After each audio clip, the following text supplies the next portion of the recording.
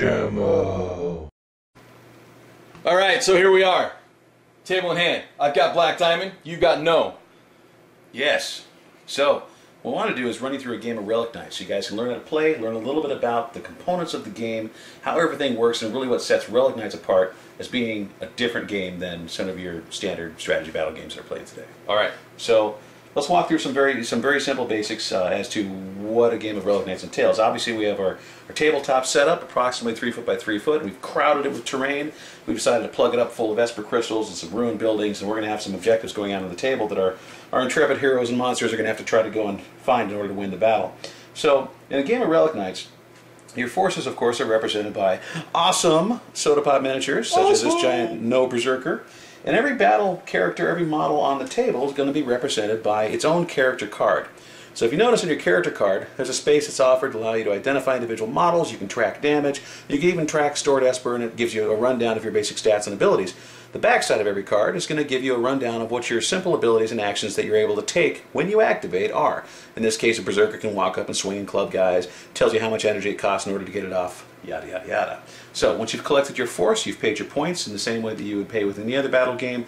Everybody's worth a certain number of points before coming into the battle. You collect a card for each one of the guys that you're going to be playing with, and then that gets added to your roster.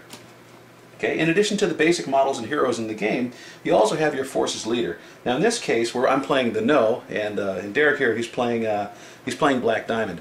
So I'm leading with a questing knight. Now our questing knight here is ZINEDA. ZINEDA is a powerful sorceress and a priestess for the No. And the thing that marks a knight separate from the rest of the characters in your game is that knights, whether they're questing knights or relic knights, all have a cipher. And we'll explain ciphers, of course, in the rulebook a little bit more in depth, but a cipher is essentially a psychic projection of that character, and they sort of form like a locus or a node or a focus point for using energy, casting magic on the tabletop, and they're very, very effective models. And actually, they're the only thing on the tabletop you actually can't kill. So okay. It's kind of a fun thing. Just so you all know, I'm playing with Leopold Magnus. He also is a questing knight. So we do not have any relic knights on the table. We are questing knighting.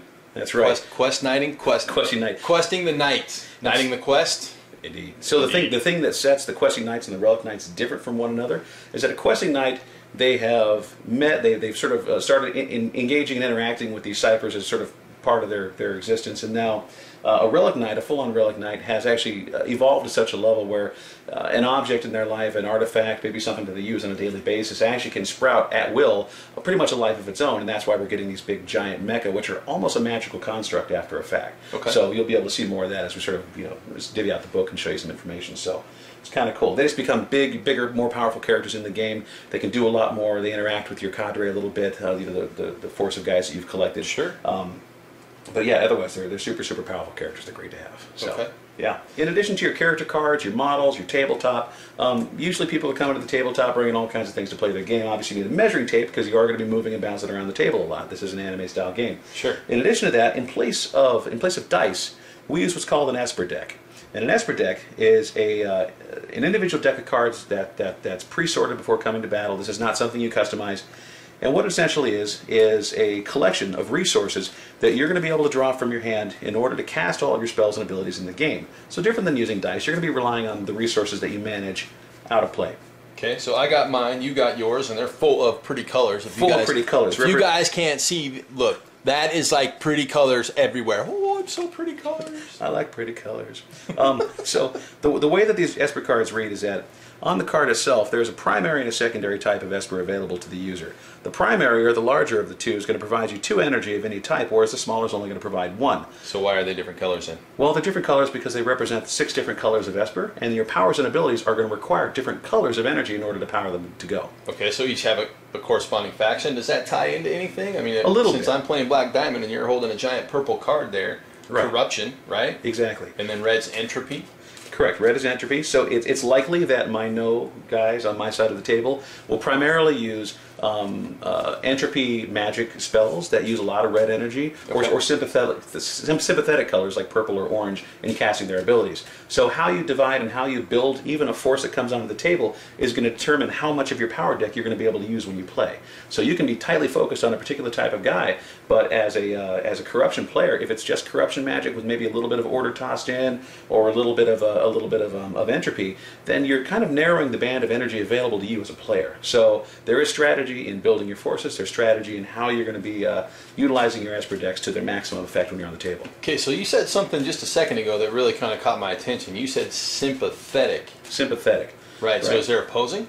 There is opposing, and you'll find that opposing powers in this game can have certain effects in specific roles. For example, some of the chaos abilities, right? Chaos being orange on our color wheel, and life in essence being the opposite of that, being green. Okay, so I'm assuming the color wheel is available to us to view. Correct. Well, I mean the color wheel is basically on the the product logo, right? Okay. So all right, so this is our color wheel, right? We'll cut to that. We'll show a good picture of the color wheel. Exactly.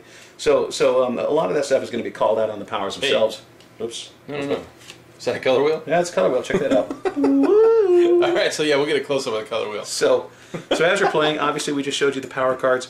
Now in this deck, there's a couple more things. We do have void cards. Void. Sometimes you can draw stuff in your hand. It's not going to work for you or anything for that matter. So it doesn't count as any kind of energy. Okay. Or you could draw our equivalent of an Esper card that's basically a Joker. It's going to be one power of any kind. Okay. So these are, of course, little boons or debuffs in your hand that just come up based on the luck of the draw. So now the void card kind of screws me? Yeah, because you only have so many slots in your hand to fill with power cards. If you fill it with nothing, that's going to suck for you. A lot.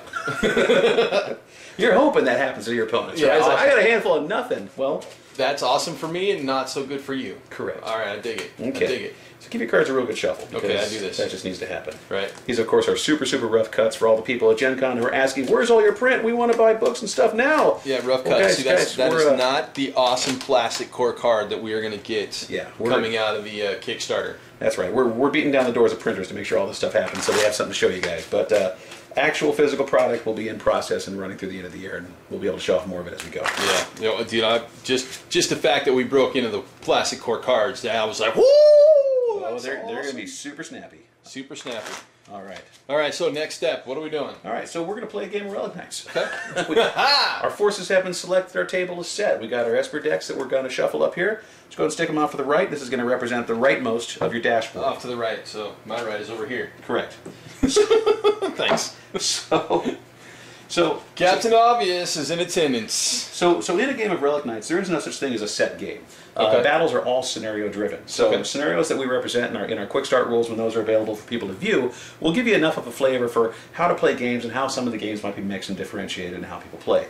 Obviously, going on the tabletop and wiping out your enemy is a great way to play because you're going to win. Yes. However, you'll find that you can secure a scenario much, much faster as a player and go for that quick victory if your eye is focused on a target for gameplay. Okay, so let me ask you this really quick. Ultimately, are we looking at a game that's like set up for tournament play, or are we just talking casual only? Well, I mean, everybody appreciates a casual game because casual is fun, but we are not so outside of the norm as to say that this is a great organized play tournament style game. I think once we get all of our rules lined up and sort of get that stuff under design, you're going to find that this is a highly competitive battles game if you want it to be. Okay. Yep. Awesome. That's exciting, right? Because I love the tournament play. So for you out there paying attention, we're going to have some OP coming up. All right. So, on the back end of everything, we're going to go ahead and set our scenario. Now, we went ahead and drew a card at the beginning of the game. Yes, we did. And the card that we drew was a chaos energy. This is basically replacing a dice roll when we're determining what the scenarios are. So whatever that priority card is, in this case, it's going to determine what scenario that we're going to stick with. Okay. So in going to our chaos scenario, we're going to be playing Relic Hunt. Relic Hunt. And Relic Hunt is basically going to be us putting out some objectives on the tabletop, and we're going to be securing these objectives to try to see if one of these represents the technology, the information, or the specific item that we're going to be looking for. So there's a bunch of stuff scattered all over the field, and we're digging through what's left over of the deck. There's possibly of a spaceship crash or something to that effect, looking for a secure piece of data that we need to capture, determine and identify and see if it's the right thing, and then we need to get the heck out of Dodge. Why the hell do I feel like Buck Rogers right now? Buck Rogers! Because everybody wants to say, beep. Right on, Buck. So, in this game, we're gonna sort of curve our setup and kind of keep it real quick and easy. Basically, we take turns alternating. We're going to set out some objective markers on the tabletop. Okay. So I'm just going to go ahead and throw these little markers out so they're easy to see, easy to acquire. And the way this is going to roll, and you're going to slow this up, of course. Because these are cool little coins for those of you who haven't seen them yet. Yep. Our buddy over at Outrider Hobbies was good enough to cut us some of these out of plastic, so we'd have some great demo pieces to take out to shows with us. And that's fantastic. I love that guy over at Outrider. It's good stuff. Thank you very much. So yeah, long story short, the scenario rules, I mean, without having to read through a lot of this, we're going to take our alternating turn battles. We're basically going to go and sit on one of these objectives, and in place of taking an action, you're going to take an action in order to try to decipher whether or not this item is going to be the actual item that you're looking for. And so it's going to come down to a card draw. Okay. The card draw is going to determine whether or not the first person who steps on that item actually has identified it as being the correct thing. If it's not, token goes away, we're going to have to go and acquire a new one. Right? Until the last one is remaining. Now, if there's only one left, that becomes the item. We're all going to rush to it, and then you're going to have to spend 2 consecutive turns taking an action in order to decipher and capture the information, and then you win the game. Okay, so on that, anybody then can capture anybody except for your ciphers. Your ciphers, just for some reason, they're fantastic. That's my cipher. For those of you who he's Billy Badass because he's just cool looking, right? Yeah, your ciphers are the only models in the game who won't be able to actually capture objectives. Okay. Okay. So now we're going to go to deployment. Deployment. So deployment is pretty straightforward in a game of Relic Knights. Like I said earlier, a game of Relic Knights is all about just kind of that splash gang fight. You're going to have factions of interested parties and characters basically coming across each other and deciding whether or not they're going to initiate a battle or they're going to get the heck out of Dodge. Sure. In this case, the No are here to fight. So we've come in, we've identified something that we're trying to get out of this wrecked spaceship garbage, and we're going to get it and pummel anybody who gets in the way. Well, apparently the Black Diamond had the same idea. So the way deployment goes is that we're going to go ahead and draw cards, and we're going to determine who's going to deploy forces first. So what you're going to do is you're going to draw the top 3 cards of your deck. Top 3 cards. Okay. 1, 2, 3. And you flip them. I feel like we're playing war. Okay. Show me your cards. Oh, look at that. What you're going to do is you're going to count up the amount of energy that is basically your faction's type. Dude, I just got my ass kicked. You got nothing. You're looking for purple. I got 1 red, so it looks like I'm going to be the aggressor in this game, and I'll be setting up the first model. All right. Okay. So we're going to put those in the discard for now, and we'll go ahead and. So those go in the discard. Let's go in discard. Okay. Okay. I won't use those anymore. All right. So the great thing about deployment in this game is that it's pretty loose. You can pretty much set up anywhere on the table you want to. In this case, not within 8 inches of another objective marker. Okay. So outside of 8 inches, I'm going to deploy my first guy on the other side of this little bed of crystals, and I'm going to put a no berserker right out here. It is now your turn to deploy. You cannot deploy within 12 inches of him. Cannot deploy within 12 inches or 8 inches of a marker. All right. Now, do I deploy squads or do I deploy each guy single models? There's presently no squads. Single models, no squads in the game. All right. So outside of 8 inches, I'm going to put Mr. Black Dragon. That's right. Over here, because well, Black Dragons are like the super elite of the Black Diamond. They wear this heavy powered armor. These are the guys you call in to get stuff done. Dude, he gets it done. He gets it done. That's right. All right. So on the outside of that, I see your Black Dragon. I'm going to raise you my Hunter. So a no Hunter, pretty powerful guy. He's great. He actually helps run and operate the beasts that sort of accompany the no armies. The crazy ass looking dogs. Big monsters and stuff. I love those guys. The dogs are just one of our beasts. The dogs excite me. All right. We're going to get that on audio loop. Just the dogs excite me. Okay, so I'm assuming that I can deploy next to my guy, correct? Absolutely. All right. Yeah. But with outside of 12 inches of yours. Correct. Okay. Okay, I'm going to do the same thing. I'm going to take 8. I'm going to slip it out over here. And I'm going to put a hound on the back end. These are called aga. These are basically large, 7.5 foot tall at the shoulder, giant demonic beasts. They're horrible scary. They got big pinchy jaws, and they have a demonic howl, which is an amazing ability, which I can't wait to show you. Great, I'm looking forward to it. So as you can see already in deployment, where you put your models and how much coverage you put on the field is going to determine whether or not you're choking up your opponent or forcing them off of objectives that they would otherwise want to capture. So I am going to continue my deployment, and I'm going to set out my Cipher Spite. Spite is this horrible, twisted little Naga creature who is the cipher for ZINEDA. He's angry. She's angry. She's angry. ZINEDA is like just straight up pissy. Alright, so we're going to go 12 inches off of this guy, and he's set, so we'll move Leopold and his back. Okay. In my last setup, I'm going to go ahead and keep ZINEDA relatively close to my ciphers. It's always worth mentioning for anybody who's not played a game before that drawing a line of sight to your cipher is a powerful thing for your questing knight or your relic knight. Okay. As long as you have line of sight to your cipher at the beginning of each of your knight's activations, you'll be able to draw what we call stored esper. And I'll tell you a bit about that as we start playing. Okay. So I still have 2 models to deploy? Yep. Continue to deploy, and I'm going to grab that dry erase marker. That dry erase marker. Alright, so I will go ahead and put up Static, who happens to be my cipher. Yep. Then I'm going to throw Leopold in fairly close to him. Okay. Oh, hold on, I gotta mind the 8 inches off of that thing. Oh no, I can't get in there. There's rules. There's rules and cover. 12 inches off of this guy. Holy crap! Man, is that becoming a pain in the rear end. All right, so we'll go ahead and put Static over here, and then Leopold. We'll keep him relatively close. Yeah. All right. Good. Okay. Notice the bum rush setup. That's right. That's right. We're all over your business. I am relying on my movement. Okay. So, assuming that everybody's set up their games, are ready to go, we now go to our actual pile of tracking cards. Pile of tracking cards. So you have a tracking card that represents each of the models in your force. Every single one. That's right. So in a size of game that we're playing now, we're going to go ahead and just set it as a straight up skirmish size. Skirmish size. Which means that you are going to have a dashboard which will have 3 ready slots. 3 ready slots. Terms are important here, kids. Watch this. So, the way this game works is that Relic Knights is an alternating activation game. I do not move my entire force, you do not move your entire force. What you actually do is you set an order that you are going to activate your characters in turn. I'm going to activate one, you're going to activate one. Now, because... So I choose the order of activation. Correct. Okay. And because I'm the aggressor, I'm the guy who drew first, I'm the guy who plays first, I'm going to lay down my first ready slot. Such crap. I know. So, right off the bat, what I'm doing is I'm looking at my characters, I'm looking at their powers and abilities, all the stuff that they can do. They're awesome sauceness. That's right. And so right in front of me, I'm going to set, I have 3 cues that I have to fill. Okay. The first one is going to be the first character I'm going to be activating in this game. And looking around, I have no idea what I want to do. I think I'm going to throw down my BEASTMASTER. It's my first guy. Okay. I'm going to do my BERSERKER next. And I want to check that. I'm going to do Spite next.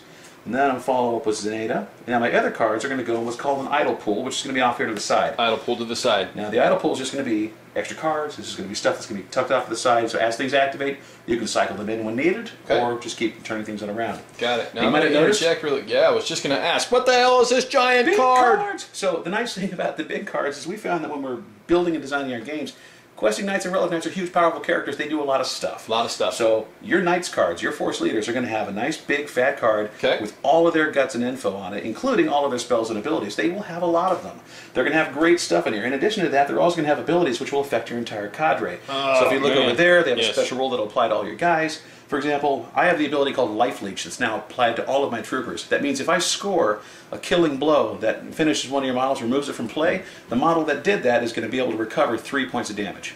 That's some crap, dude. Healing is healing. Healing, yeah, I don't like her. You want to live. So these cards are great. I want to live. I want to live. I'm a real boy.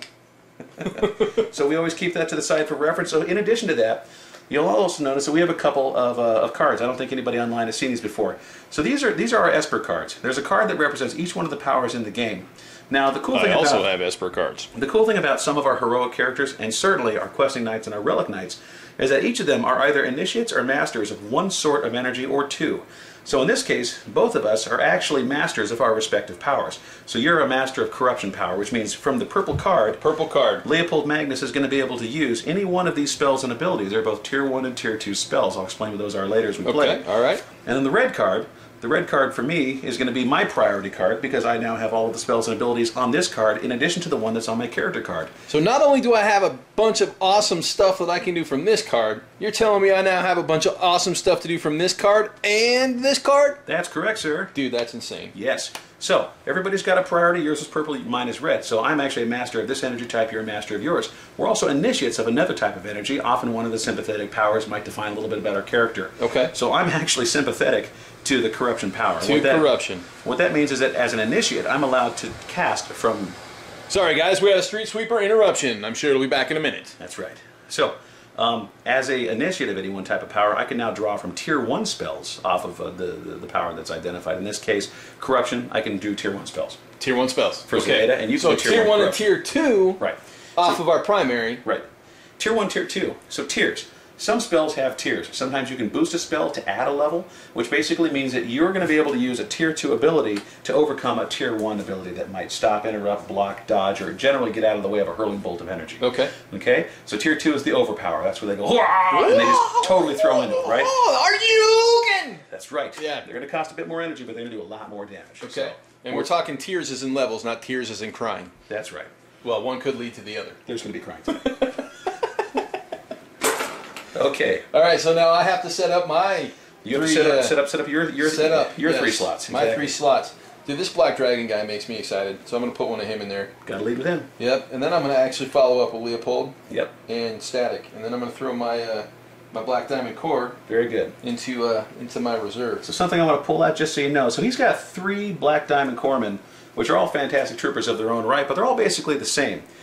You'll notice in the upper right-hand side of this card is a little white flag, and we've gone ahead and marked that with a number. So we want to make sure that we correspond that number to identify troopers on the table, and I'm just going to implicitly trust Derek to keep that in mind as we're playing the game. But yeah, there are going to be some generic minions, which are going to allow you to be able to marquee them on the table so you know who's who and what's what. So Alrighty. the individual cards will be easy to mark out, and you'll be able to track them as you play. Awesome. So you guys actually gave that some thought. Dope. Why would you do such a thing? What are we, new? Okay, New. hold on. We're a little bit new. Noobs. Okay, so now we're going to go straight into gameplay. So again, let's do a review of the objectives to show you how this is going to work. All right. So capturing an objective in this game is going to work like this. If a model touches an objective marker, in place of taking one of its actions from its spell deck, it can spend its action in order to find out whether or not this is going to be the objective that we're looking for. And in this particular scenario, the way this works is we're going to draw the top card off your deck, and if either one of those power shows up as being chaos energy, which is the orange bubble, right, then that is exactly the information that needs to be ciphered, and then everybody's going to make a bum rush to try to go figure it out. And for those of you that missed it, it's not chaos. No, I'd have to be drawn pretty deep to find that stuff. Drawn deep to find chaos. Okay. So yeah, no chaos energy, no objective. But have we found chaos energy? What does that mean? So that means that this objective actually becomes the thing that you're looking for. These are the droids you're looking for. So, but what we'll do is we'll go and clean up the other objectives, and everybody's going to make a beeline to try to take this thing out. Okay. Here's how it works. In order to capture that objective and walk it off the table, you're going to need to spend 2 actions in order to capture the objective. So in the following turn, that character or another character from your side is going to have to be able to put down, you know, an action or energy, and we're going to use that and just represent that by a token. So in this case, we would just add a token. And in the following turn, if I'm able to add that second token, then I've deciphered the info I need, I'm going to win the game. Okay, so we've actually got to spend 2 turns sitting on top of that thing? Correct. Now, 2 turns... I'm assuming that's uninterrupted. That would be uninterrupted, which means if I blow you off that thing and kill the guy who's on top of it, then it's going to start all over again. Okay. Yep. All right. Reset! Boop. All right, so let's get a quick rundown of the card. Of the what? The card. The card. We've got stats and stuff on the card. Let's check it out. So at the top, what do we got? All right. So at the top of the card, you're going to notice there's a couple of different small item stats. These are going to include the point value of the model that you're using, the base size that the model is supposed to be on, as well as the actual model size itself in terms of what we use for blocking line of sight and other things. Some I know are pretty beastly. They're size 3. Standard humans are going to be size 2, and your little ciphers and critters will be size 1. Well, all of our terrain, everything that we play within the game is going to be represented by a size determined before the battle. For all intents and purposes, we're going to call out each of these large items as being a size 5 or size 6 item, basically taller than any of us. So it blocks line of sight. Okay. There could be big stompy monsters and robots in the future that might see over those things, so it's going to be not an issue. How can we not have stompy robots and monsters? That's kind of what we do. All right. So back to the character cards, and you're going to do a nice little B-roll here and show everybody what this does. Character card. Character cards. So on the left side at the very top, you see a pair of wings. This is your movement value. Notice there are 2 numbers. So as we play through the game, you're going to see that that first number is going to be your initial movement that you take before taking any actions, and the last number is going to be your follow-up movement. We like movement in this game. So I'm going to move twice. That's right. Guy jumps in, starts busting away with a weapon. He might be able to disengage, backflip, do whatever it is he's going to do in order to try to get away, get out of line of sight, or just generally not be stuck in and making a mess out of himself. Because backflips are awesome. And they are awesome, right? So each of the other stats and abilities, starting with the top one there with the fist, is going to be your melee skill, followed by your shooting ability as well as your psychic ability. Now, every character may not have any one of those kinds of attacks, but there might be future abilities, actions, or powers that play in the game that are going to allow you to draw those offensively. Okay. As well as defensively is that second number. Second number. Okay, so offense first number, defense second number. Correct, and we'll explain how all of those work as we're playing the game. So underneath those you can see 2 empty white bubbles. Now most characters are going to have any number of bubbles from 6 to nothing. And it's basically representing the amount of stored energy that your character can carry around on the battlefield with him. And there are ways that a character can focus and suck up a piece of energy. And so what it counts as is we fill the bubble, make a little mark, and it counts as 2 energy of any color that you want when you want to cast an ability. So if you find yourself that your hand is totally blown, you can actually focus your character by not moving, discard your entire hand, check off one of those boxes as your character does a Kamehameha and starts glowing funny colors and starts energizing up, right? So it's the way it's got to go. And at the very bottom are going to be your life points. It's how much damage your character is going to take.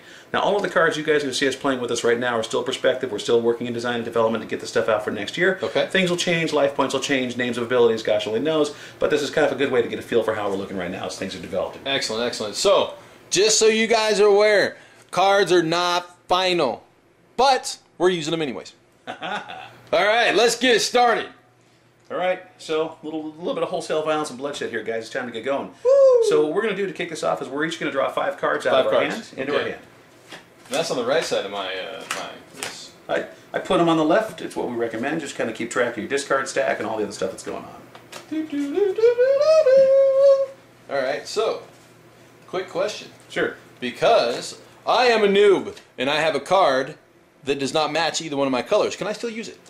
Short answer is no. No. If you have an ability that uses that energy, then this is a resource that you can manage and develop. Otherwise, it's very possible you're going to get a hand of cards, and some of them are going to be ones that are unuseful. So the only thing that's important about getting a hand of cards is, number one, we're going to flush these cards a lot while we play this game to help you kind of customize and get ready for those powers and abilities when it's come time to use them. So, to give you an example of how this is going to roll, I've got my 5 cards. I'm going to take the first turn because I drew first. Just to kind of give you an example of play. The first guy up is BEASTMASTER. Here's my big no BEASTMASTER. Right. So my big no BEASTMASTER I'm going to take for my first slot. I'm going to move him into the active role. So he's now activated. Okay. This guy moves to the left, this guy moves to the left, and this instantly opens up an empty slot on the end that I now have to fill. So I go to my cards, I see who's left, I'm going to take my Berserker, put him right there in that little stock. He's going to get ready to go a couple turns down the road, okay? Awesome. So we have a sliding scale going on here. Bingo. Okay. So I'm taking my BEASTMASTER. He's active. I'm flipping his card because I want to take a look at his abilities. And, you know, I could try to get into close combat. I could try to do a lot of different things. But what I'm seeing is that I don't actually have enough energy in my hand. I actually need 3 energy in order to get off a close combat attack. Okay. And I'm still pretty far away to do anything. So what I'm going to choose to do is focus. So my guy's coming on the board. He sticks his halberd in the ground and starts muttering something horrible and demonic and takes his little cards, sticks them in the discard pile. I'm going to draw 5 more cards. So you just threw your entire hand away. Entire hand goes away. I draw my 5 cards. You have a little marker pen thingamajiggy? It's around here somewhere. It's science and math. Okay, so what I'm going to do is I'm going to go ahead and take my my handy dandy little dry erase. I've tucked all of our cards in these little fancy sleeves you can find at just about any gaming shop. And down at the bottom I got a couple of places I can mark off. So I'm going to go ahead and store 1 Esper. I'm going to mark it there on my card. So he's got a stored Esper. Stored Esper. Stored Esper. So now because I focused, I can't move, I can't take an action. That is my action. Okay? Now the cool thing about this guy is that he is linked. And linked is a special ability in the game that allows you to call into play other models while you're activating. And it only makes sense that the BEASTMASTER gets to call in creatures of the hunt. What? So in this case, I go to my idle pool and I pull out my little trusty hound here, and he's going to immediately activate after I complete my activation. Oh, that's some crap. Here comes the hound. John's cheating. That's He's right. not playing demos right. I win. So the hound activates. The hound activates and has a movement of 8 inches. And so we're going to try to cover some ground here and do some damage. So the hound is going to go ahead and roll up 8 inches. I'll move that card deck action. Come running around the corner. Okay, I'm going to go to my hand and see if I can use any of his abilities. He's going to bark, huh? I'll see if I can make him bark. I think I'm going to. So here's how this works. I'm actually going to cast an ability called Pounce. Pounce. Now Pounce is going to be a tier 1 melee attack that costs me 3 energy. And here's how I'm going to play that. I got 2 that's going to come down like this. Okay. I got another that's going to come down like this. Alright, so 2 for the primary, 1 for the... Exactly. And you only use 1 power type per card, so I can't double down on any of this stuff. So it's going to be 2 and 1. That's it. Okay. Okay, I need 3 to get it off. And what it's going to do is it's going to move me 6 inches, and then I'm going to execute an attack. So the way this works is I'm going to get my movement in right away. So my movement's going to come in. I'm going to go ahead and move this model. Now we move into the portion of the game where there's attack. So now, during the attack, I have a skill of what looks to be 3 according to my card. So I'm going to draw 3 more power cards into my hand. This is how we represent skill in the game. Okay. These guys are very good at chewing on things, so I'm going to go ahead and draw these 3 more cards into my hand. They chew on things. That's what they do. Yeah, they're dogs. Okay, and I'm going to see if you notice under the power there's a couple of arrows there. If I have extra power, I can actually boost the damage or maybe even boost an effect on one of my spells. Now I don't have that right away. I have a handful of cards, but it now goes to you. You have a defense against melee with your trooper. So what's his defense skill? It's 2. It's 2. So draw 2 cards into your hand. I draw 2 cards into my hand. And flip your card around to see if you don't have any defensive actions. And let's flip my card around and see if I don't have any defensive actions. So defensive action is represented by the icon with the shield. Icon with the shield. I have a defensive action. That's called the personal force screen. Tier 1. Tier 1. And what does it do? It soaks. It has soak 2. Okay, so Tier 1 is a soak ability, which is basically going to diminish damage scored on you from an outside source. Do you have enough energy to get off your ability? Well, let's find out. It wants 2 blue and a purple. I have 2 blue and a purple. Okay, go ahead and lay them down. Alright, so we're going to lay down 1 blue, 2 blue, and then can I lay down 2? 2 for 1. There's no burning, there's no extra damage. No burning, no extra damage. Okay. Okay, how much does that soak for? That soaks for 2. Okay, so I do a total of 3 damage with my bite, so you're going to take 1 point of damage because it soaks up 2. But before that, we're also going to check your guy. They're pretty hardy, and they actually have an armor value as well. Armor value as well. So you also have an armor value of 2, if I'm not mistaken. Armor value, I'm not sure where you're seeing that. Black spot right there, bang. Black spot right there. White type in the black, what's it say? White type in the black.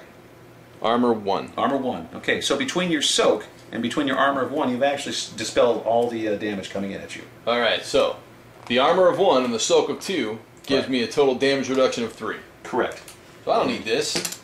And as I look at my ability, because I'm not bypassing soak or bypassing armor, I'm chewing on an armored leg right now. No. Not doing me a lot of good. So now I'm going to go back to my card. I got a follow-up movement of 4 inches. 4 inches. I'm going to see if I can get out of line of sight. So I'm going to shot the bounce. pieces.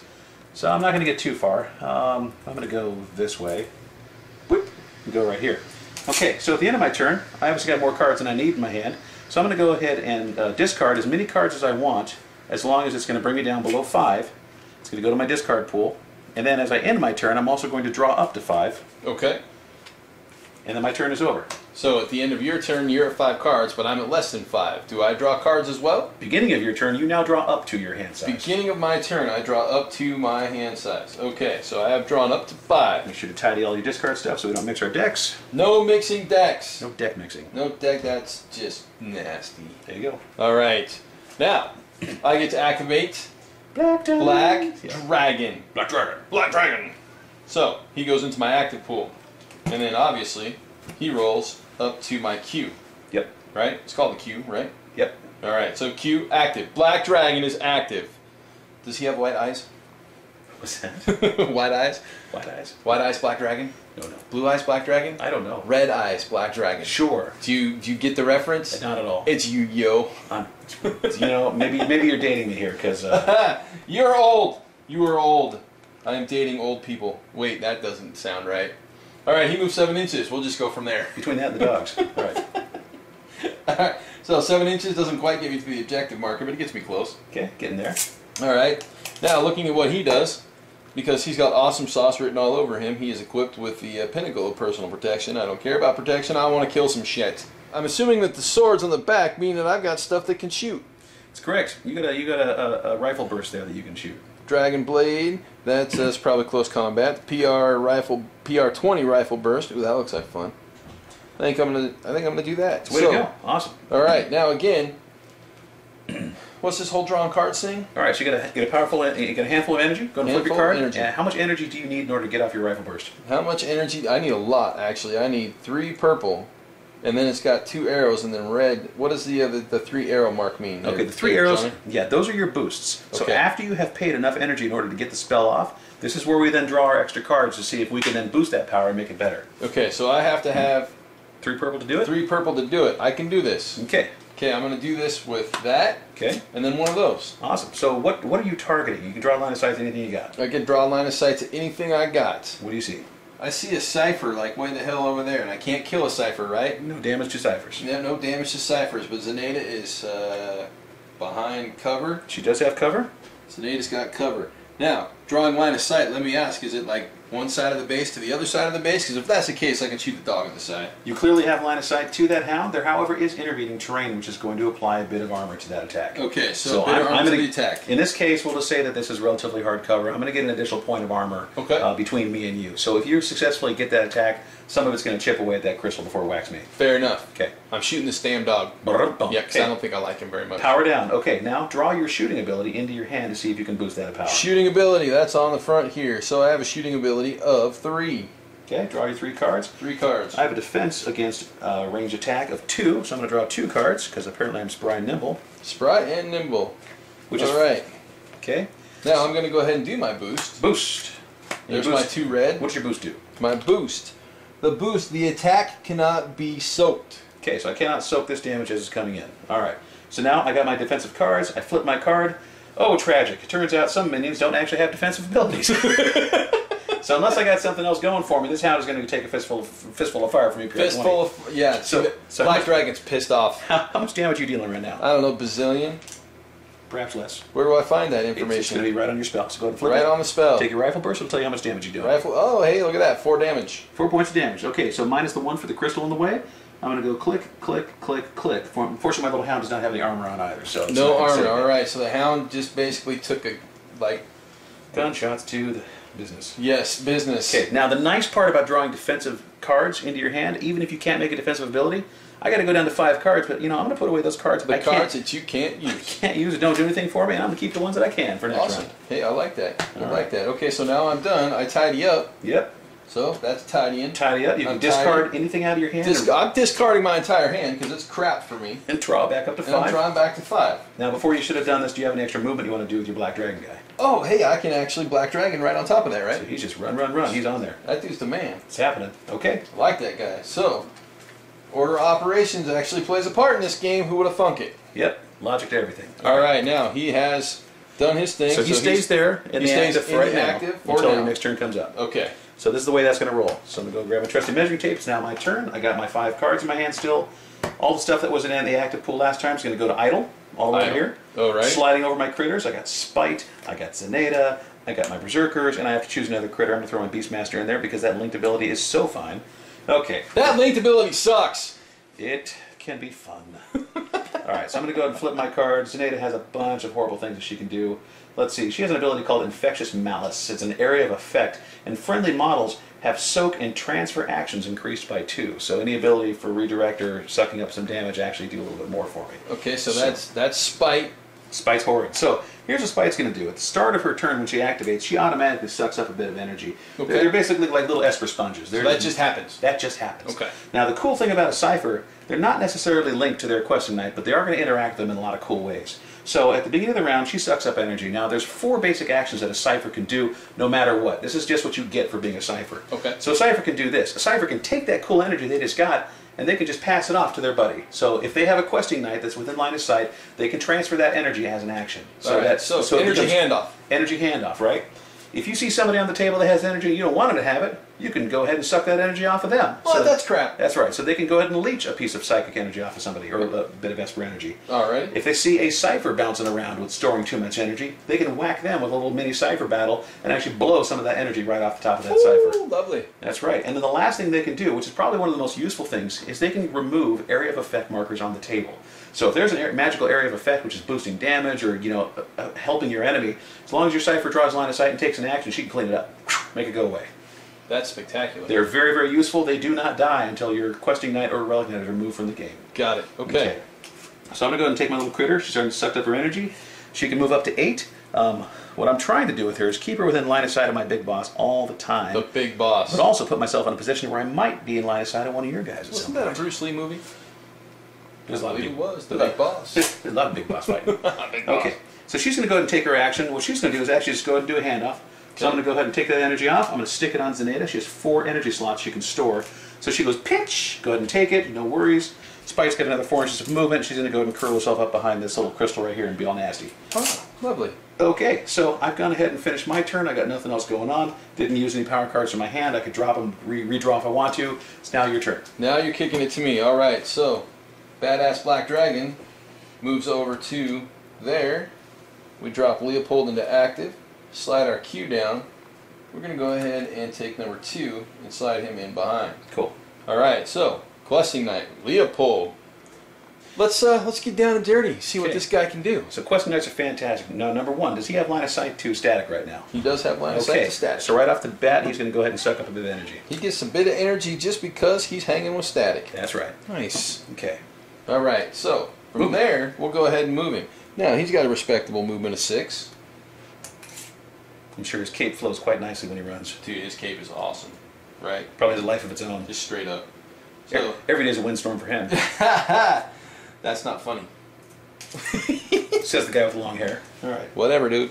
All right, now, obviously, 6 inches straight into Mutt Face. We're going to see if we can't, clear that last 2 life that this guy has. I have decided that Leopold Magnus is going to launch a kinetic blast at your demon-faced dog. The demon-faced dog. Okay, so that's going to require me to draw cards, right? Yep. I draw off of this It is bottom stack. It's a psychic attack. Right, That's psychic, so 3 cards. Yep. Okay, so it's going to cost me 3 purple to roll that out. Obviously, I've got 3 purple here. For those of you who can't see on that side of the table, I've got 2 on the 1. So 3 purple. Alright, now I can boost that with 3 red or 2 blue. So the boost, increase the distance moved by 4 inches. Okay, so let's read what Kinetic Blast does. Kinetic Blast is a tier 1 psychic attack. It does 3 damage. If this attack hits, move the target 4 inches. If the defender comes in contact with another model during this movement, it stops and both models take 3 damage. If the defender comes in contact with hard terrain, the defender suffers 4 damage.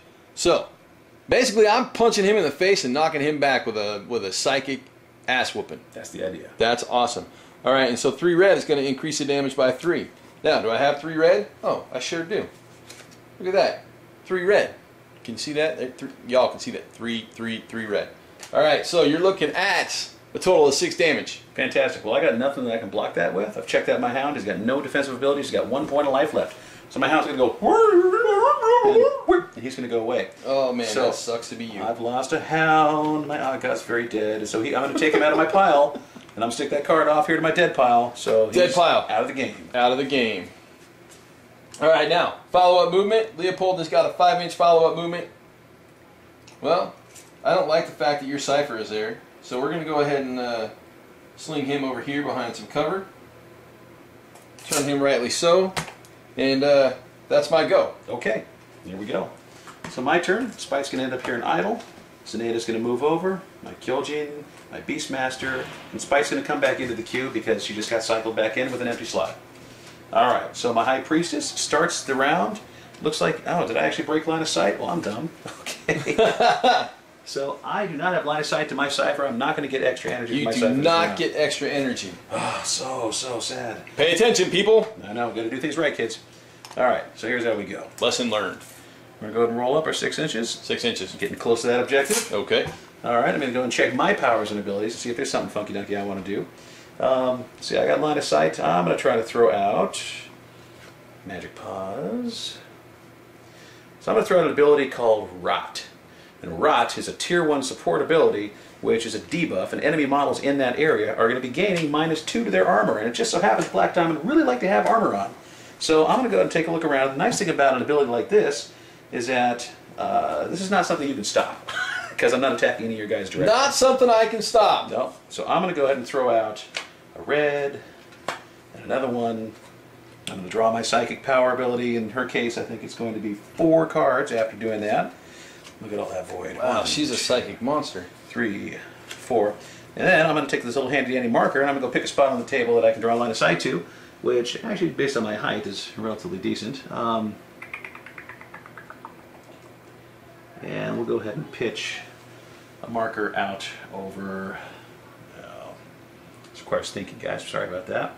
Think away, sir. Think away. All right, so we're going to go ahead and throw a marker out right there. So that's an AOE? That's right. Any model within 3 inches of this AOE is going to be at -2 to its armor. That's not fresh. It's not fresh. So we're going to do our follow-on movement. I'm going to go ahead and park on top of that objective marker. So is that 3 inches the center of the marker? From the edge of the marker. Edge of the marker. Okay, so all markers will be the same size in this game. Correct. They'll be 30mm round, just like your bases, so we can get some cool resin stuff down the road. That'll be fun. Sweet. And, all right. yeah, I'm going to go ahead and discard, so I got extra cards in my hand. So Black Dragon number 3 is within 3 inches of that. That means his armor has been cut by 2. Correct, which means he's got armor nothing right now. Not 100% cool. I don't like that. Okay, I finish. Your turn, go. Finish my turn, go. All right, so Leopold drops into the whole queue. Static comes up. Static comes up active. The Black Diamond Core rolls through, and since I've got 3 of those guys in the queue now, we're golden. All right, so Static's active. I get to mark one of these, correct? Correct. All right, so he gets a little Esper. Now, Static's got a move of 6'5", just like Leopold. We're going to take and move Static 6, and then he can kick this over to Leopold, correct? Correct. So we'll go ahead and scratch that there. Drop this in on Leopold, because that's awesome, and a whole lot of power. Now, he's got a move of 5 to follow up. So if I just push him up here, let's line aside a Leopold, and we'll call it good. All right. So you finish your movement. You did a discard and a redraw if you needed to. Discard and a redraw. I will discard and redraw. Very good. Okay, I'm going to go ahead and move my Priestess. My Berserker's going to come into play. All my stuff shuffling over. Priestess is going to come back into that third slot. Starting out with the big guys and come trundling along. Finally get him into action. He's going to go ahead and run his 6 inches. Stomp, stomp, stomp. Angry guy. He's a great close combat guy. He's got nothing going on. So I'm going to go ahead and finish my move with an additional 6 inches, barreling forward, and I'm going to go sit on top of that marker. That guy's got a big sword. Ba-bum, bum, bum. Meat hook. All right. So I go through my cards. I'm actually really happy with the stuff I have in my hand, so I'm not going to do any extra fiddling and discard. And now your turn, go. No fiddling, discard. All right, so Keep it snappy. static rolls through. Black Diamond 3, which is this guy, rolls into active. We slide over. Now I can put anybody I want to in there, right? Yep. Okay, so we're going to go ahead and throw the Black Dragon up there because we're going to hit the action and see if we've got what we're looking for in the objective. Yep. All right, so Black Diamond Core. Now, he's -2 to his armor because he's within 3 inches of that objective, or excuse me, that spell marker. He's got a move of 6, 5, and a gun. Well, I guess we will just start plinking away at the Mr. Berserker. So we will move 6 inches. It's actually only about 3. We're still inside there, but not a big deal. We're going to take a shot at the Berserker. So I draw 2 cards for his ballistic ability, correct? You need to be able to pay the power from your hand first, and then you draw your cards. Oh, look at me cheating. Pay the power for the ability first. Well, I don't think that's going to be any problem. Rifle Burst. 4/2. Does 3 damage. Okay. I get to draw my 2. Yep. Alrighty. Post him if you got him. Post him if I got him. This attack cannot be soaked if I pay 2 red. My guys are a bit aggro. They have a whole defense of 1, so I'm going to draw that extra card into my hand. Alright. I flip my card, turns out, not quite so defensive and oriented. So how much damage are you going to be dealing? You're going to take 3, my friend. 3 points of damage. Alright. 3 points of damage. My guy takes a rifle burst in the face, and out of his 15 life points, 15! I'm going to take a waddling 3. That's ridiculous. It's going to take me forever to kill him. Well, they're big and nasty, right? He is big and nasty. Okay, so with that, I have done my action. Get my secondary move. I do not want that guy to punch me in the face, so we're going to drop. You know, we're gonna what's that? The retreat is a better part of valor. What the hell is that? I don't know. We're running like little women. It's that. All right, now, just so you guys see, I got a void card in that last pull. So discarding down 2 cards and pulling 2 more. All right. All right, that's my 5. That's my go. My go. KYOJIN moves. My Beastmaster is up. Spite moves. ZINEDA. KYOJIN's back in action. So this guy has already gone ahead and done his focus, and he's got a bounding 6 inches. So it looks like 6 inches is not going to be quite enough to get us into close combat. Not quite. We're going to go ahead and make a jog this way real quick. Okay, I'm going to go flip my card, see if there's anything I need or want to do. Oh, my doggy isn't any longer, so I can't use any of my other abilities. No link for you. I know. Let's see, Hunter's Fury, more close combat-y stuff. No, I'm just going to continue my movement, and we're going to go ahead and park on this objective marker. Notice now I'm sitting on 3 objective markers. You are sitting on 3, I am sitting on 1. Okay, it is now your turn, sir. My turn. Alright, Black Diamond number 3 rolls out. Black Diamond number 2 drops in. I need to discard down to He's got a discard down. That's right, he's cheating. Okay, so we'll go ahead and actually slide Static into position. We'll activate him before we activate Leopold. Black Diamond number 2, which is this gentleman here, is going to take his activation. So, where he's standing, I think he's got line of sight to that no Berserker without any issues. We're just going to take a shot. I don't care about moving. Back it up and take a shot. You know, I'm going to take a shot.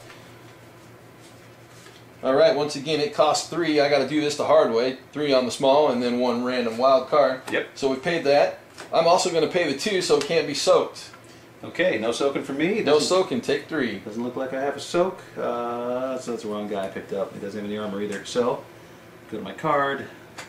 Dum dum dum. Whack whack whack. He's going to take 3 more points of damage. 3 more points of damage. Alright, so no follow-up movement. I'm just going to let him sit. He's We'll growling. clean that up and we're good. He's not happy. Not happy. Alright, as we go. Draw back to 5. Okay, turn's over. Turn is over. Okay, Beastmaster replaces. Spite goes. Spite is now up and she sucks up 1 point of energy. So the nice thing about ciphers, they often have built-in abilities as well. So she's got a great coiling ability that if she's in face-to-face contact with another cipher, is we're going to lock you down and we're going to keep you in place. Now she's not close enough to get that stuff off right now, so we're just going to be happy hanging out and staying within line of sight of our big boss, and we're going to go ahead and transfer another point of energy off to ZINEDA. So ZINEDA is now sitting on 2 stored Esper, and my turn is over. Your turn is over. All right, so I have my 5 cards. But at the beginning of my turn, can I discard and draw new? No, not until the end of your turn. Not until the end of my turn. All right, so just so you guys know, and I'll show you my hand, that's not fresh. Now you can focus and not do anything and suck up some energy. But I can focus, not do anything, and suck up some energy. Well, quite honestly, I don't think that's going to help me at all right now. Because I need to move my guys into position. I have a dude back here who's just kind of hanging and chilling and doing nothing. So we'll move him 6, and then we'll move him 5. And that way he's got line of sight when he's ready, prepped, and wanting to roll next turn. I actually forgot to do these simple things. And move my cards into queue and into active. Alright, so that's Black Diamond Core Trooper number 1. Now, that's the end of my turn, so I'm going to discard 3. I'm going to draw back up to 5. And I'm good. That's you, sir. Beginning my turn. Spite's off, ZINEDA comes up, Berserker, Beastmaster, everybody shift and shuffle. She's going to start the round in line of sight of Spite, and she's going to go ahead and suck up another point of energy. She's going to spend her action. We're going to try to see if we can decipher this this objective marker. So that objective marker. Drawing a card top of my deck. There's no chaos energy there. This marker is not valid. So not valid. Shuffling through nothing but garbage. Okay, so that being said, she does have her follow-up movement while she's there, and I got a follow-up of 6 inches, and we definitely want to cover a bit of ground here because we're going to go make some mess out of some things. So she's going to go jogging her 6 up here. All right, 6 up there. Okay. All right, my turn. Now I'm going to pull a little bit of strategy here. So my Black Dragon rolls into active. And I like the positioning of Black Dragon number 2 for a shot, so we're going to roll him through. Now, I could do one of 2 things. I could take my action and attempt to do his shot, but as y'all can see, I don't have the right Esper to do that because it requires 2. If y'all can see that, it requires 2 of the corruption energy. I don't have 2 corruption energy. So what does that mean? Well, that means I can decipher, try to flip a card and burn that objective marker, or I can stand on top of it. Because if it's the last one, that's automatically the one that we're looking for. So I'm going to stand on top of that. Can't take my shot, so I'm going to call it good. All right, sneaky is as it does, right? All right, so here we go. My Berserker's up. Everybody shifts.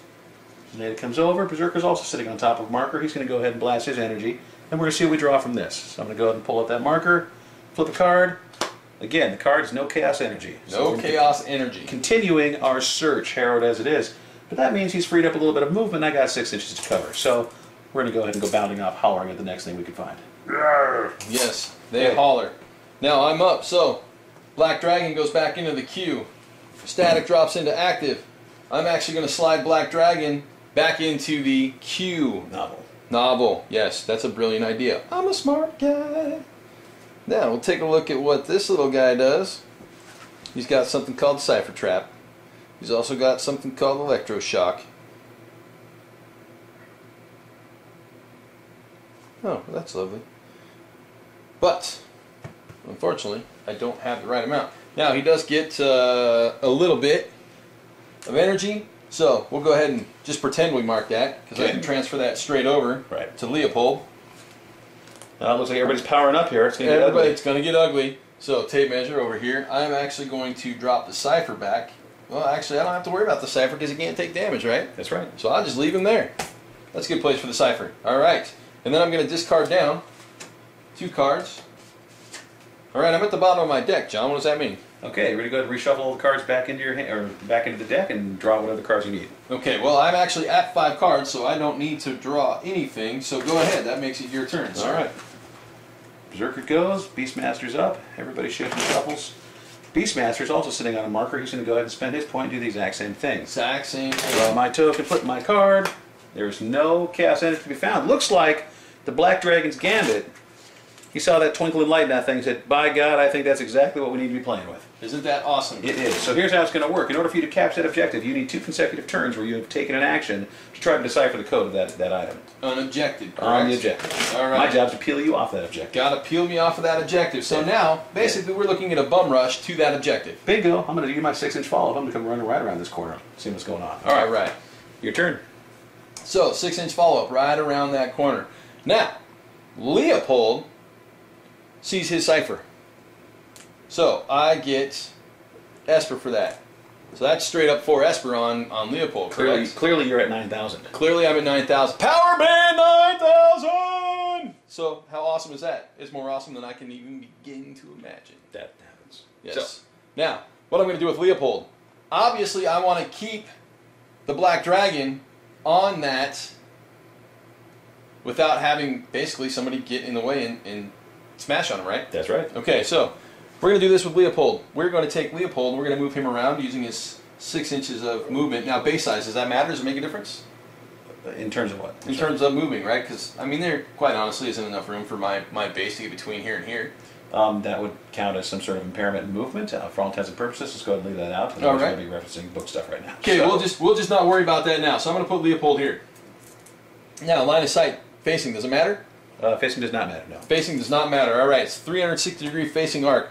So what I'm going to do with Leopold is I'm going to use 3 of his Esper to drop the kinetic blast on the Beastmaster. Makes sense. Right? Because I want to push him away from that objective marker. Yep. And now I've also blocked basically a run lane in a way to that objective marker from your other Berserker. Yep. Okay. Now from there, I got to drop 3 Esper. And that creates 6 energy. And that creates 6 energy. 2 energy of each color for every one you burn. Well, I don't need to burn that much. I only need 3, so we'll just drop 2. There you go. For the 4. Now, does that put into a pool? Does that wrap over for my bonuses or any of the extras that I might be able to pull off of that? Each one of those bubbles you burn counts as a single card of a color of its flavor. Single card of a color of its flavor. Okay, so I've got 4 purple energy. Yep. So from there, I'm going to go ahead and hit the boost of 3 red. Okay. I have those in my hand, so boost of 3 red. So 4 purple, 3 red. Basically, we're looking at 6 inches of damage, and he's going to shoot right back into that piece of Esper crystal, the hard terrain. And remember, with this spell, if he comes in contact, the defender suffers 4 damage. So basically, he's going to take 3, 6, total of 10. Correct? I got a total of 2 of psychic defense, so I'm going to go and roll those into my hand. 2 for psychic defense, and I actually get to draw 3 that I forgot about. You should not forget those things. Should not forget those. Yes, so I have 3 to pull into my hand for my bump. Now, the other bonus that he has, I could spend 2 blue and increase the distance by 4, but since he's within 1 inch-ish... He's going to be thrown into crystals, that's right. Yep, I don't need to do that. Okay, so how much damage are you dealing? 10 total. Okay, I have an armor of 1, and I'm going to go whacking into this crystal and not go very far, so I'm going to end up right there. I'm going to mark off 9 points of damage, which is going to cross out 2 rows for me. 2 rows. Bam, he still has 4 life points left, and he's still ready to play. 4 life points left, and he's still ready to play. Alright, so can I continue to cast spells with Magnus? You only have 1 action, you can only take 1 spell. Alright, so 1 action means 1 spell. So basically that's my turn with Leopold. I'm not too unhappy with that. But I did forget to move him into active. We'll slide him over. And then, yeah, we will move Black Diamond number 1, who's over there on his solo, in behind the Black Dragon. Okay. Alright, I have 6 cards in my hand. I'm going to discard 2 void. I'm going to clean up my table, and then I'm going to draw 1 back in. Okay.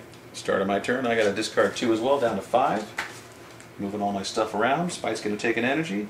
Spite is going to have a gander around the battlefield here real quick. Can draw a line of sight to Leopold, and I'm going to go ahead and knock an energy off of Leopold. Knocking an energy off of Leopold, so I get to actually basically just drop that from his card. Correct. Okay. And then she's going to continue her movement.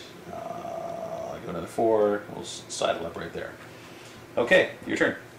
My turn. All right. So Leopold drops from my active. We're going to drop Black Diamond core number 2 into the active. Slide the Q, and I think we'll slide Leopold back into the queue. Want to keep him kind of close and active.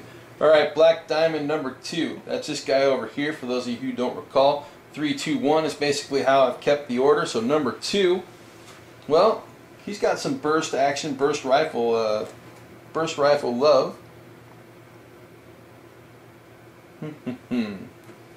Alright, so if we do this, we'll go ahead and move him his 6. We're going to take a shot at your Beastmaster. Okay. I've got 3 purple there, so it's paid for. Now, his attack ability allows me to draw 2 cards. Okay, I draw 2 as well. Now, let me ask, does a Beastmaster have the ability to soak damage? The Beastmaster does not have a soak, he only has armor. Beastmaster does not have soak, he only has armor. So, that's 3 points of damage. I'm not going to pay the boost, which basically takes his ability to soak, but 3 more on the Beastmaster, -1, so he takes 2. 2 points. And is there terrain between me and you? Sure. You're saying that we've declared a terrain as being a 5. 5, we yeah. might have been calling it a 2 or 3 point, but it might be worth 1 point of damage or 1 point of intercession, right? I'm okay with that. So he's going to take a pip off for armor and a pip off for cover, and he's got 3 points of life remaining. 3 points of life remaining. Alright. Okay. All done? All done. And fancy. High So Priestess ZINEDA. I'm going to discard 3 cards and draw back up to 3 while you rotate your cube. Okay, ZINEDA's in. She sucks up another point of energy from having line of sight to her little pal over here. Alright. But she does have some pretty extensive movement, so I'm going to borrow that measuring tape. That didn't disappear right too quick. here. 6 inches. We're going to go toe to toe with the man. Toe to toe. Bam. She's coming in to play with the Magnus. That's what we do. I have some options here. Now, speaking of which, I'm going to make sure I discard down to my appropriate number of cards so that I don't have any issues. Looks like we are all full up, so I'm even discarding a joker. All right. Oh no.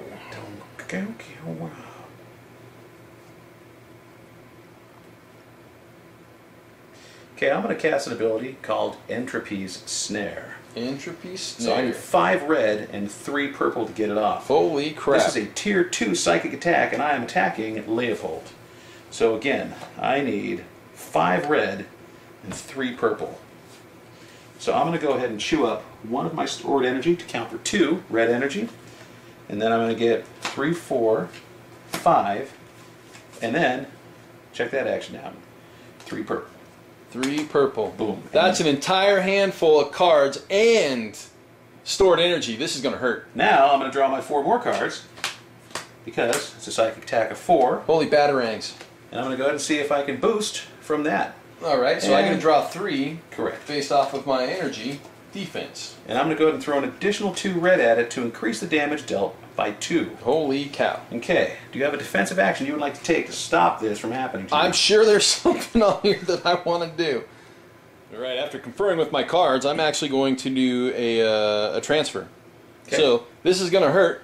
7 points of damage coming my way, but I'm going to burn 3 points of purple, and then acquire 2 from my Esper, which gives me 5 for my tier 1 transfer and the boost. Can you make a tier 2? Well, I have a tier 2 redirect, but not a tier 2 transfer. Okay, so here's where tier 1 and tier 2 come into play. This is a tier 2 psychic attack. Okay. So tier 1 transfer or any other damage avoidance or attack stoppage is not going to be able to go unless it's a tier 2. Alright, so all you got is the tier 2 option. Right. Alright, well then I have to do my tier 2 option, which is a redirect. So I have my 5 Esper, which I can pay for. Redirect the attack to the nearest friendly legal target. This action cannot be used on melee attacks. So the nearest friendly legal target is going to be my Black Dragon. Sounds reasonable. Correct? Correct. Alright, so 7 points of damage to the Black Dragon. 7 points minus his armor. Minus his armor. His armor is 2, so he's going to take 5. Okay, 5 points of damage. Now, so Entropy's Snare, as it goes off, also creates an area effect marker, which I'm going to place in contact with the base of your guy. Okay. Now this area of effect marker, because it's an entropy-based spell, the added effect is now any model within 3 inches of this marker is going to degrade all of its soaks, armor, and any other damage prevention by 2. So we just dropped your armor significantly by getting off that spell. So not only did I do damage, now I'm setting myself up for more damage later on. I don't like you very much. I know, it's what we do. Okay, going to my hand, I got stuff I want to discard. I'm going to be down 1. I'm going to draw up 3. And I'm done. Alright, so at the end of your turn, I've got to discard 1 to be down to 5. Did I mention that ZINEDA is awesome? Oh, ZINEDA sucks! We don't like ZINEDA. Alright, Time to rotate the Q. Black Dragon comes into active. There's Leopold. We're going to go ahead and throw static in behind Leopold. Very good. Alright, so my Black Dragon. Now, deciphering some code, or are you going to start shooting stuff? Nope, I'm going to start shooting stuff. Because if you've got nothing that can knock me off of that, I'm going to win. Sounds reasonable. So, that Beastmaster, well, quite honestly, I think he needs to, well, let's see if I can even actually do it. I sure can. Alright. Yeah, that Beastmaster needs to go away. So there's my two purple. For your rifle burst? For my rifle burst. 3 damage? 3 damage. Okay. Alright, now, for 3 red, I can increase the damage by 3. There's my 3 red, so 6 damage. Drawing my defense of 2. And I will draw my attack of 3. And I have no defensive abilities, so how much damage are you going to do? 5? 6 total. 6 total. Got an armor of 1, it's not going to be enough. His remaining wounds, I got 3 left. So the Beastmaster's been gunned down. Beastmaster has been gunned down. And I'm going to remove him from my slot, which is in the middle of my my queue.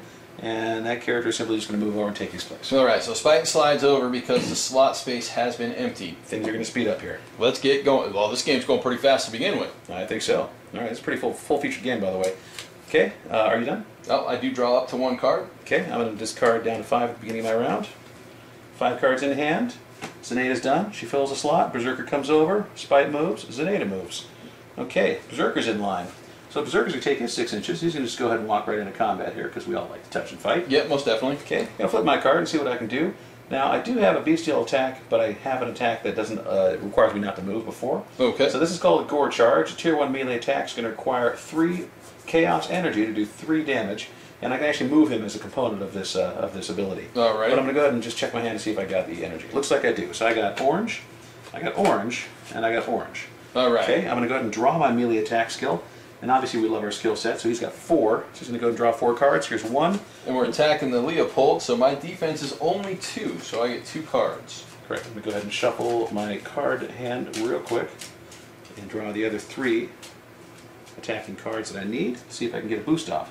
So 2, 3, 4, 5 cards total. Okay, I need an additional 2 red energy in order to increase the amount of damage I'm going to deal.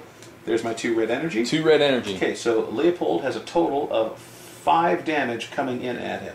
So, this is a Tier 1 attack. This is a Tier 1 attack. Alright, now, I can revert back to what I was trying to do, but I do not have the energy for that, as I need 3 for the transfer. He's still reeling from the ass kicking we just gave him. Still reeling from the, yeah, that was pretty not friendly. I'm 100% not happy with that. Alright, so I do not have the Esper required to fire up my defense, or I should say my transfer ability, which means I'm just going to take that 5 points of damage in the face. Correct. And remember that the Esper effect is still in play, so it is going to reduce your armor or any soak you have by 2. And I believe he has an armor of 2. An armor of 2. He's got an armor of 1. Okay, so I'm going to take 5 in the head. Take 5 in the head. That's 1, 2, 3, 4, and 5. All right. Meat cleaver time. Meat cleaver. Meat cleaver to the face. I'm going to go ahead and discard 1 card, draw 1 more. It's now your turn, sir. Go. Now it's my turn. All right. So, beginning of my turn, I discard down 2 5 cards. I want to keep that one because it's got something I can use, but those 2 are pointless. All right. Black Dragon goes back into the queue.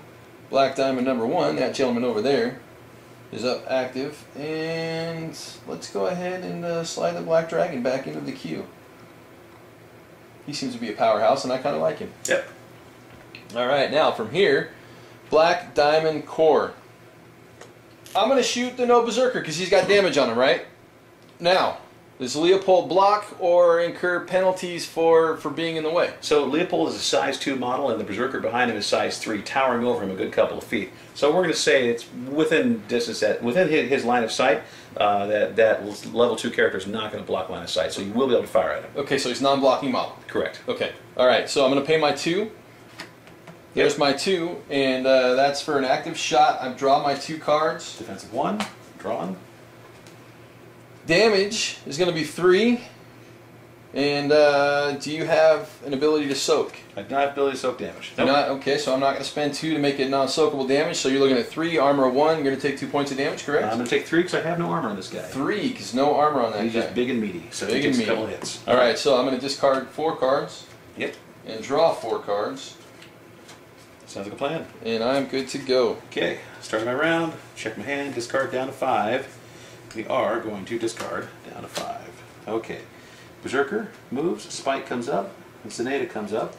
Spite is now at 2 energy. I got a movement of 8 at the start. I got all kinds of tricksy things to do, so what are we going to do here? We're going to go ahead and move our full 8 inches. I'm not going to get in base to base, so we're just going to sneak around right over here. Okay. Okay.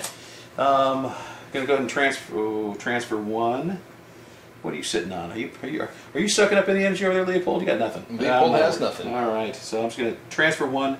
So ZINEDA at kickoff is going to have a full 4 energy ready to rock. Full 4 energy. Which was actually kind of dumb of me because she gets 1 if I can draw my side anyway. So, you know what? I'm going to sit on that battery instead. Go ahead and wipe that one off. I'm not going to take any actions. I am finished my turn. I've got no discard or anything, so it's your go. Alright, Black Diamond Core goes there. Leopold comes into active. Everybody slides over. Let's go ahead and throw Black Diamond 1 back into the queue since he's got line of sight on the Berserker. Yep. Alright, so Leopold only has an attack stat of 1. Does that mean he's more of a magus than... Yeah, you'll see that his psychic stat is relatively high. So his psychic stat is relatively high. And all the attacks on his card are going to define what he does. Alright. So it'll say psychic attack across the board if I'm not mistaken. Psychic attack across the board. Well, let's see if there's anything in here that I can square away and do. Alright, so the beginning of the turn, I can't see static, so I've got no line of sight to my cipher, which means I don't get to bump the Correct. I don't get to bump my Esper. Alright. Well, let's take a look and see if there's something in here that I can do to make life better.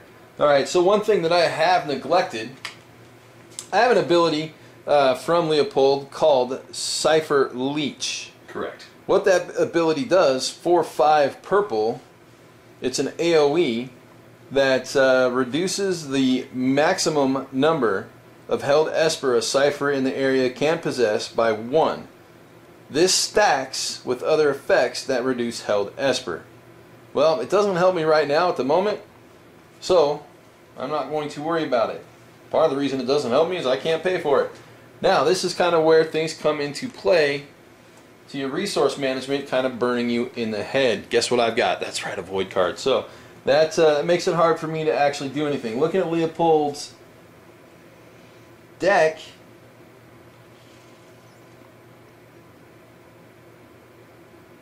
I really don't have a whole lot of options. So, can I disengage without penalty, or is it going to hurt if I disengage? You can disengage without penalty as long as you have a clear path of movement. Okay, so I can disengage without penalty as long as I have a clear path of movement. And remember, this is Magnus, so he's probably doing crazy backflips, you know, jet assisted thrusters, all that kind of fun stuff. Oh, right? sure. So I can go pretty much anywhere I want to.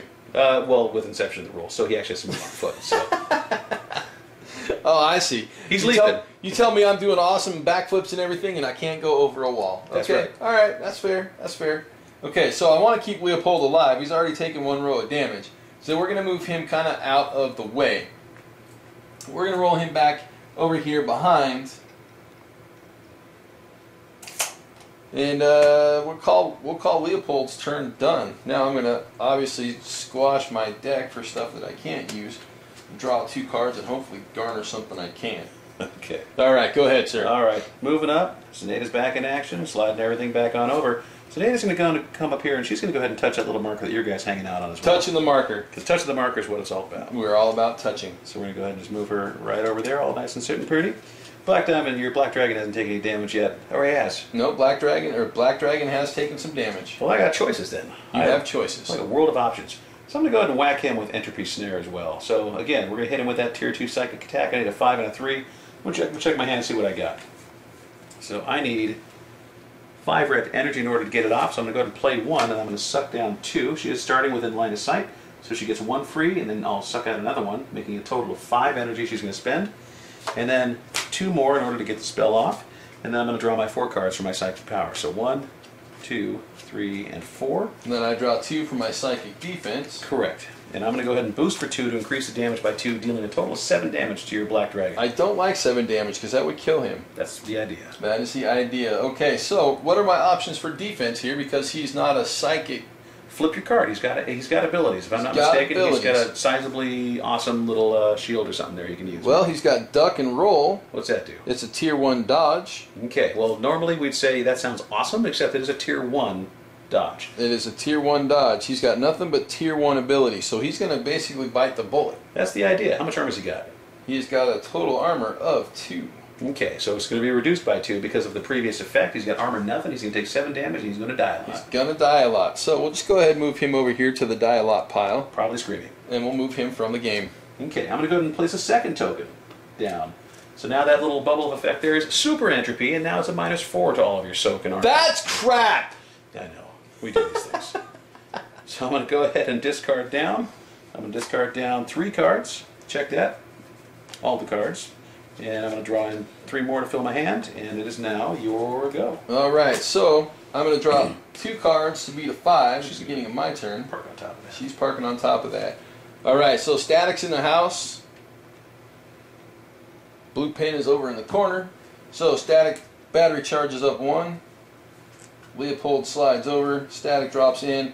Now, I got 2 holes to replace. Yeah, drop in 2 critters. So we'll drop in Leopold and we'll go Black Diamond number 2. Okay. Since he's over there in the corner. Now, Static has got a couple of different options on the back. He's got Cipher Trap.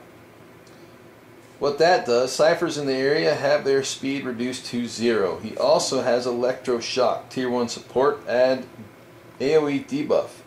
Enemy models that begin their activation in the area suffer 3 damage. It's bad. This damage cannot be soaked. Alright, so if we drop that, pretty much where, do I need line of sight to drop that? You do need line of sight to drop that ability. Alright, line of sight to drop that ability. It's 3 purple and 2 red, which I can, without a doubt, drop. So okay. we're gonna go ahead and move Static. He's got a move of 6, so we're gonna move him over here. Then I'm gonna drop that AoE right here. That's the way it goes. That's what I like. So we're gonna pay, like I said, the cost on that was what, 3 and 2. So there's 3 and there's 2. Alright, so that is paid for. Yep, and at the beginning of each of my activations, the character that activates within 3 inches takes 3 points of damage. Okay. Okay? I'm okay with that. I would hope so. Now, that's your go, sir. Alright, my go. So now we're going to see how that works. My Berserker starts his activation, and he's going to go ahead and take his 3 points of damage, Bezort, as he takes an electric jolt to the jubblies there. Because it's fun? Because it's what he does. It's what he does. Alright, and so, also what he does is he goes and he beats on things. Now I don't see a whole lot over there that's taking gobs of damage, so we're going to go ahead and have to fix that. Can I borrow your measuring tape? Oh, there most definitely. It's your measuring tape. Alright, let's see if we can cover some ground. 6 inches is going to go barreling over that terrain, so we're going to go ahead and just go beat on this little guy right there. That's not very nice. Bang! Going to the deck, again I'm going to need 3 orange energy in order to get off an attack. And I'm looking at my cards, I'm coming up a little shy, so he was just happy to move over there, I think, and just kind of chill and be a guy. Alright. So I'm going to check my cards, discard what I don't need, which happens to be one of those big ugly void cards, drawing a card back for 5, and I'm going to finish my movement in base contact with that marker. Okay. Okay. Alright, so Static goes back to the reserve. Drop the Black Dragon in. And, or excuse me, the Black Diamond, core number 1. I'm going to go ahead and roll Static back into the queue. Alright, so Black Diamond. His attack costs 2. Do it to it. Who are you shooting? There's my 2. I'm shooting at Berserker standing straight in front of me. That happens. Right, we like doing that. Yep, so 3 points of damage. I draw 2 on my deck.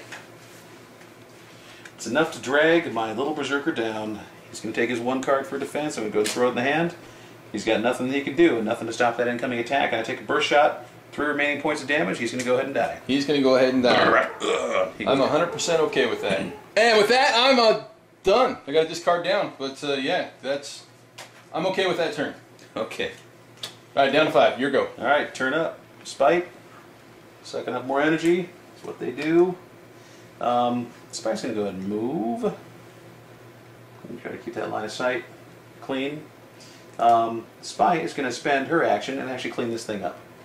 Oh, so she can get rid of it. Yeah. That's right. Just getting rid of AoEs. getting rid of AoEs. I don't like you very much. And now our little ciphers, we're gonna have a little like cipher battle. That's how it goes. All right. So she sucked up her energy. She's done her action. She's got a follow-on move. We're gonna go ahead and duck back behind and go. Whoop! Oh, I didn't mean to do that. All right, and then she's done. Your turn. All right, okay. So Black Diamond Core 1 goes out. Leopold drops in. He does have line of sight to static, so it gives him a little energy. This Q moves over. We'll go ahead and bling. We'll bling Black Diamond. Bling. Bringing Black Diamond Core number 1 into back into the fold. All right, so Leopold. With Leopold, I'm going to just move him over just a bit. Okay. All right. Now, I'm going to go ahead and Kinetic Blast because I really like that spell. I see. That's a good spell. Right, so we need 3 to activate it. There's my 3. What tier is Kinetic Blast? Kinetic Blast is a tier 1. Okay. Alright, so tier 1 Kinetic Blast. Well, let me see, what does Esper Overload do? Attack cannot be soaked for each point of Esper held by the defender. Increase the damage by 2. You don't have any Esper. Well, you got 2 Esper on you. Sitting on 2 held Esper. You can do damage so to me. 2, 4, but that one costs 5 for 5 damage. You know, I'm like the Kinetic Blast, so you might be able to prevent it, you might be able to make it go away, but that's what I'm going to do. And okay, so we're paid for there. Now I draw 3 cards for my psychic studliness. Okay, so okay, all right. So I'm going to draw 4 because I'm a psychic nut job. 1, 2, 3, and 4. That's brutal. So she's a 4/4 on her psychic She's stat? a 4/4 psychic, yeah. That's amazing. A priestess of awfulness. She is awfully nasty priestess. It's true. All right. Okay, so can you defend that tier 1? Okay, and what is the damage coming at me? The damage coming at you currently is 3, but I can increase the damage by 3. Well, it's very sad I have nobody that I can redirect this as a legal attack to, okay, because you can't attack ciphers. So I can add 3 more damage to it, so a total of 6. Okay, I'm going to soak some of that damage. So she will be punched back 3 inches, correct? Which is going to cause me problems. Yeah, she's going to be knocked back 3 inches. Okay, hold on. Let's go ahead and suck up some of that damage first. Oh, I'm sorry, 4 inches. Okay, so there's 3. And then... So I'm assuming it's going to be straight back. Now if she collides, she'll hit the cipher, or his base. Right. So she'll actually knock into the cipher. They'll stop at that point. That's okay, correct. so stop at that point. So she's still on the objective marker. I was hoping to knock her off the objective marker. Correct. But because she hits the cipher, they both take 3 points of damage. So 9 for her, cipher doesn't take any. Correct. So now we go to the 9 points of damage you were going to cause. Well, actually, it would have been, yeah, it would have been a total of 9. Okay, I'm going to my handy dandy little entropy magic power card here, and I actually have an attack degradation, which is a soak, and it soaks for 2, and I can increase my soak by 2, so I'm going to stop 4 points of damage. 4 points of damage. Okay, so taking 5. Okay, taking 5, so 5 points of damage. Bloop, knock her on the head. And I'll discard down to 0. I've got 1 card to draw from. I will have to do my little shuffle thing to pull 5. But that, my friend, will be what I call the end of a turn. Okay, so I'm going to go ahead and ditch a couple cards while I'm at it. Okay, looks like ZINEDA's going to come right in line here. She's next up. She is within line of sight, so she is going to draw an extra pip of energy off her pal there. She's going to draw an extra card in her hand, because I only got 4. Goes now to 5. Normally I got lots of spells and things I want to do. Right now I'm going to try to decipher this energy so I can get out of there. It's already cost me my whole warband, so I'm going to spend 1 action. I'm going to go ahead and stack a chip there. The moment I can stack a second one, game's over. All right.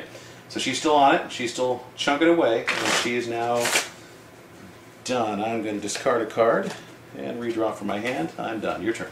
So let me ask you this. The only way that I can stop that is if I stand on that thing, correct? Well, you can physically remove me from the objective. When you do so, all of those markers go away. Okay, but that's the only way to stop is by physically removing you. Correct. And okay. Yeah. So Leopold drops. Black Diamond, core number 1, drops in. Well, we'll throw Leopold back into the queue. Or, I'm sorry, that's number 2. Yeah, you want him there. Okay, do you have any actions you can take? Well, we'll find out. 1, 2, 3, 4. So we'll draw my 4 cards to make my hand 5, because I was still shuffling from the last turn. Do I have anything that I can do with the Black Diamond core?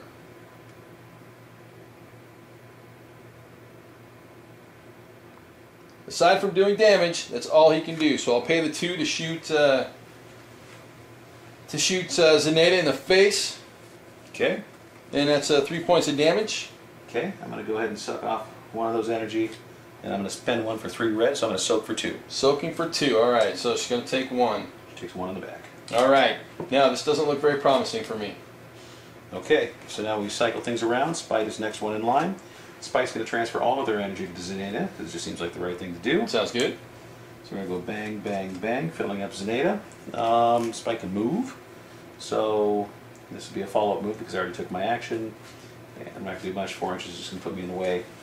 And I'm going to look at my hand. Do I want to discard anything? I'm going to go discard a card and draw 2 into my hand, and it is now your turn to go. It's now my turn to go. Alright, Black Diamond Corp rolls out. Can you do it? Is this the turn you do it? This has to, well, You got we'll static. see. We'll see what Static does. Okay. Does Static have anything he can do? Aside from Cypher Trap and dropping the buff, I don't see anything happening with Cypher other than causing 3 points of damage to you. Okay. And 3 points is not going to kill you. Nope. So my next activation, as we go to our own ends, is going to be enough for me to decipher the code and have everything that I need in order to take the objective, and that will be game. No!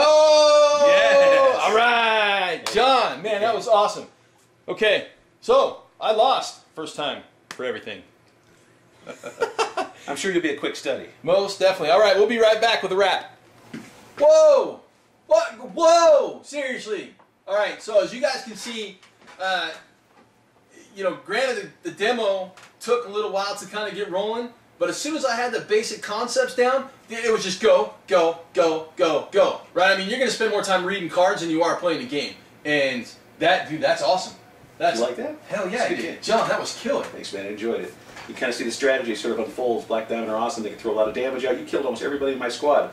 But the end game was... But I lost! That's right. So what happens is that you get a game that's super, super strategic because you will sacrifice your guys to get the objective. And there was one objective. It wasn't to kill all your guys. Oh, yeah. It was to capture that thing. I threw away everybody to get there, and notice that as the game started to wind down, I had fewer guys to activate. I got to activate them a lot quicker. Yeah. So the drama and the suspense of the game kind of escalates around what one heroic character might be able to do. So if you had the chance to gun them down with all your heavy artillery, fantastic. You had a chance, in fact, to take Leopold, move him around the other side, and blow her off that thing the first time she tried to decipher the code, right? Yeah, but with a little strategic placing your cipher, you just totally jacked me. Yeah, but you're bouncing to stay there, so yeah. It's all about sticking. So it's good fun. Man, it was good times. So, as you guys can see, gameplay is fast and furious, right? I mean, there's just really no other way to describe it. Strategic? Yes. Hope so. Yeah. Oh yeah, without a doubt.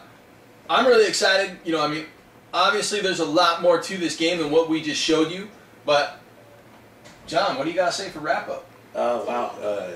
I enjoyed the heck out of a game. I love to play. You know, when we get a chance to do it, we spend more time designing and building things sometimes than actually playing games and loving them, right? But we love what we do, right? And yeah, you're a good guy to play with, and we had some cool models on the table and had a good time, so it was fun. It was fun. I had a great time. So, hopefully you guys learned a little something about Relic Knights. If you guys are not jacked and excited about what's coming up, what more can you ask for? So there are a bunch of you out there who were asking me a number of things about the Kickstarter. If you are not convinced by now to jump in, there's nothing I can do to convince you. So, outstanding value in the Kickstarter. We've got some awesome factions. We've got some awesome artwork. The models are incredible. The gameplay, I'm sold. Cool. I'm in. Appreciate it, man. I'm in. Yeah, we had a good time playing. Like I said, man, that end game, it's all about winding up, playing fast and furious. You guys got some time between now and when the Kickstarter ends and we start delivering product. Get your brushes ready, get all your bright colors out. It's going to be time to learn some cool stuff and paint some cool models and play some good games. So we're looking forward to it. Without a doubt. So as you guys know, the next week we're going to have some reviews. We're going to take a look at the couple of factions that I'm going to play. We're going to look at the No, and we're also going to look at the Black Diamond. We're going to look at all of them, if I can squeeze it in. Maybe, maybe not. So with PAX coming up, you'll be able to come visit us at PAX at the Cool Mini or Not booth. John will be there. I'll be there. If you guys are going to be at PAX, come see us. Come play a game with us. Come in and have some fun. Now, John, it's been my pleasure to host you. I thank you very much for being here. Love you on the show, dude. Thanks. All right. All right. So we will see you guys, well, tomorrow. Yeah. All right, man. All right. Tomorrow. Tomorrow it is. Thanks. And enjoy the Relic Knights.